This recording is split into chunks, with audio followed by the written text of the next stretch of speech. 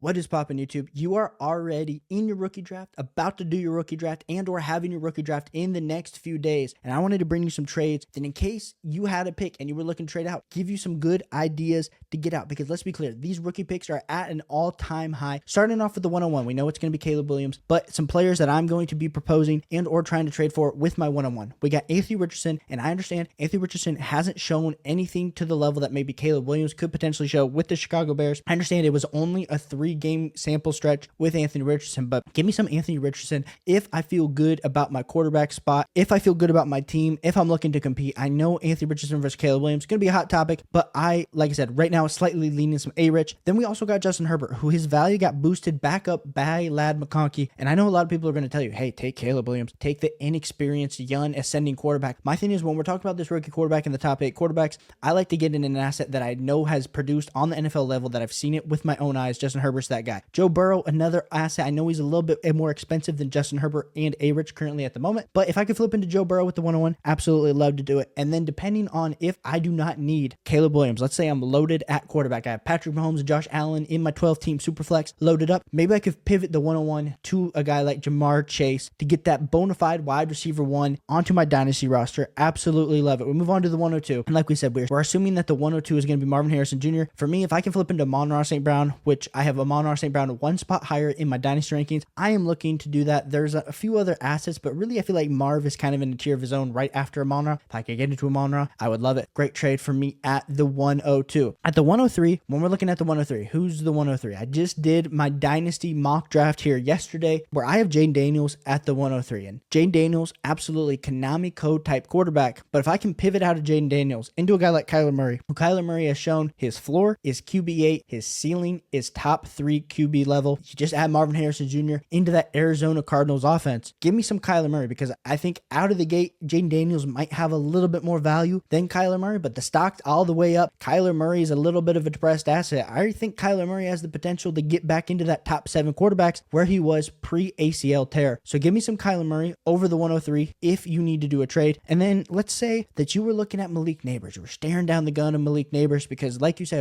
you need a wide receiver at the 103 spot. I think Puka Nacua is also another great target. A lot of people are really high on Malik Neighbors, thinking all the targets are going to him in this Giants offense. But we just saw Puka Nacua absolutely ball out. Now, I think a lot of these deals are going to be hard. There's going to be people in your league that are like me. They like their studs. So they're going to say, no, hey, you take the shot on that rookie. I'm not going to be taking the shot on the rookie. But there's a bunch of people that are getting that rookie fever, that they want these guys. Puka Nacua would be a great target for the 103. Move on to the 104. And the 104, are you going to be debating probably like what, Drake May, JJ McCarthy, Malik Neighbors? I'm telling you this right now. At the 104, Jordan Love. If I need a QB, go get me some Jordan Love. We saw Jordan Love become a top 10 Dynasty QB. I think he continues that ascension heading forward. Now, getting to the top 8 QBs is going to be a little bit hard for Jordan Love. He might need to show a little bit more scrambling than we've seen from him as of late. But like I said, if you need that QB1, if you need that QB2, Jordan Love, he is young. They just picked up his 5th-year option. Still a lot of gas still left in the tank for Jordan Love. Love it for the 104. We also got Jahmyr Gibbs. And I know we talk about not buying into these running backs. You don't like to buy when you're talking about a guy that you could get in Superflex. But like we said, there's a lot of you out there that are watching these trade shows that you have a lot of these early picks and your team is ready to go. Can I go get a stud like Jahmyr Gibbs where we really can only project him out for the next 2 years, because you really can't project running backs out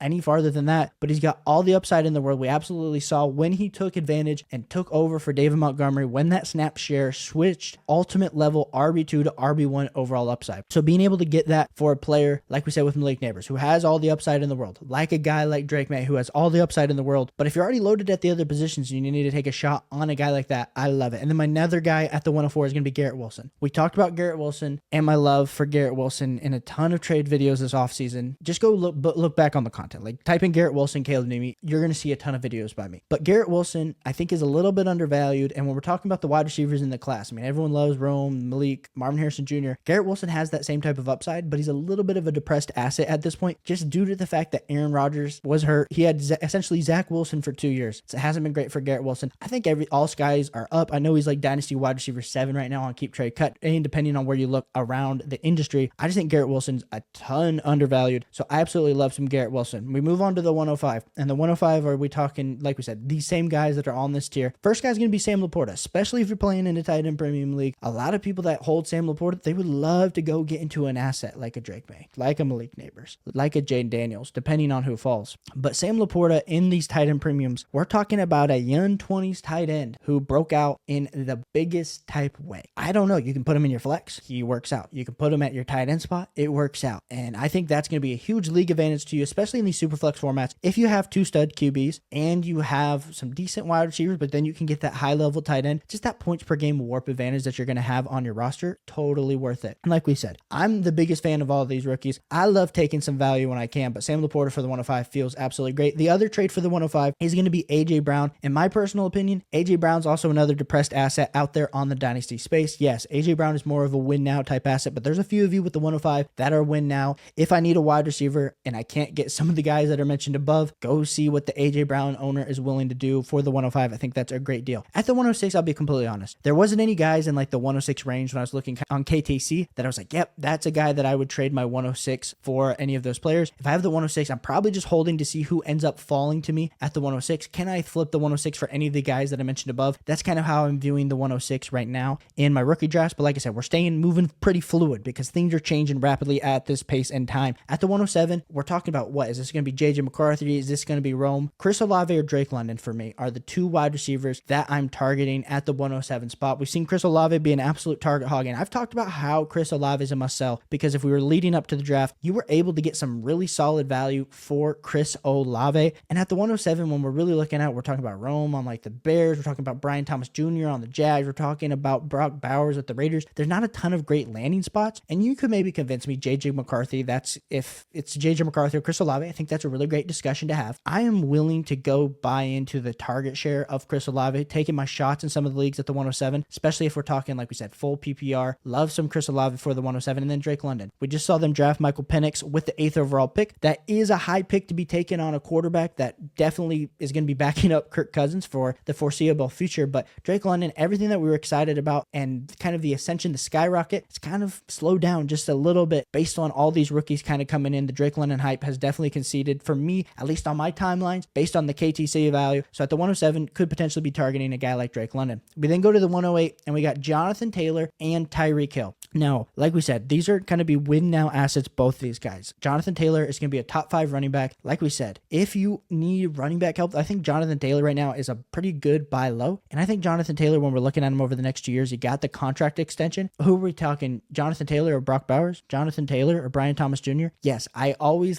don't love buying into running backs. I think a lot of people just do not buy into running backs at all. They wait until they're high and then they sell high. For me, with Jonathan Taylor, I think he has the potential to get back to that RB1, RB2, RB3 points per game that he was a few seasons ago with Anthony Richardson. With this absolutely loaded Colts offense, they're going to have a ton of scoring opportunities. I love it. Then Tyreek Hill. We know Tyreek Hill is probably only going to be playing in the NFL for the next 1 to 2 seasons, depending. But trading your 108 for a guy that's an absolute league winner with Tua, with Jalen Waddle, give me some Tyreek Hill at the 108. I think that's a great trade target that I would be looking to do. We then move to the 109, and at the 109, we got Jalen Waddle. And shout out to you guys that absolutely always tell me, Caleb, you don't buy enough Jalen Waddle. You're not a big enough Jalen Waddle fan. But when we get to the 109, we're talking like Brian Thomas Jr. or Jalen Waddle. We're talking Lad McConkey or Jalen Waddle. Jalen Waddle did it. He's done it. He's just had a little bit of the injury bug, but if you look at his points per game, if you look at all the measurements and the statistics that we like in these wide receivers on Player Profiler, Jalen Waddle checks a lot of boxes. So like I said, with that value, with those landing spots, give me all the Jalen Waddle I can at the 109. We move to the 110,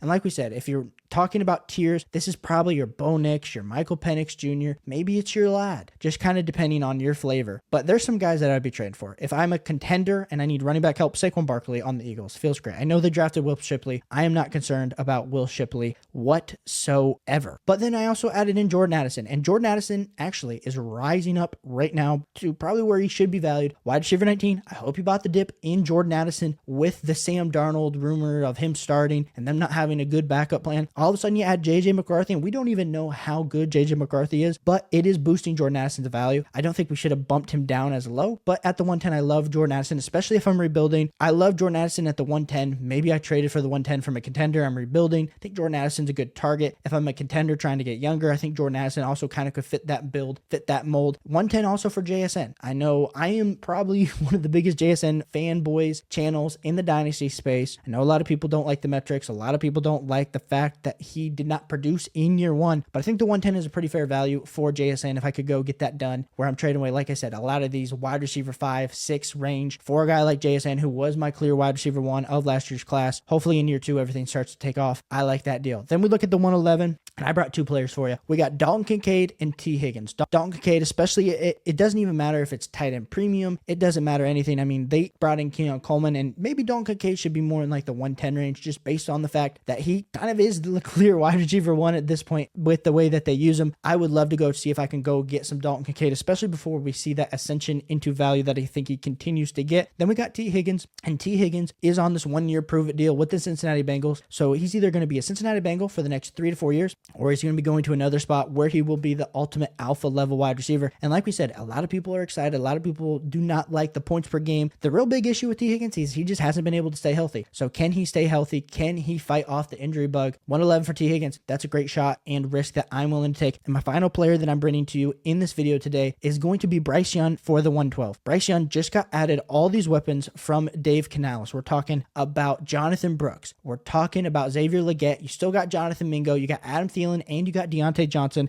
as well as them just drafting Jatavion Sanders as a big-bodied tight end. Let us not forget that we had Bryce Young as the QB1. We had Bryce Young in the conversation of an early second-round startup pick last offseason. Now, the fall from grace has been a fall from grace, but let us not forget how wrong we get with these quarterbacks, and how quarterback also sometimes doesn't pop off in year 1 like we always hope so. So I like Bryce Young. I am buying in at the current prices. I think it is definitely doable. Bryce Young for the 112. So let me know what you think of these trades down below. Let me know if you've made any moves in your Dynasty League. I appreciate you guys for tuning in, and I'll catch you on the next one. Peace.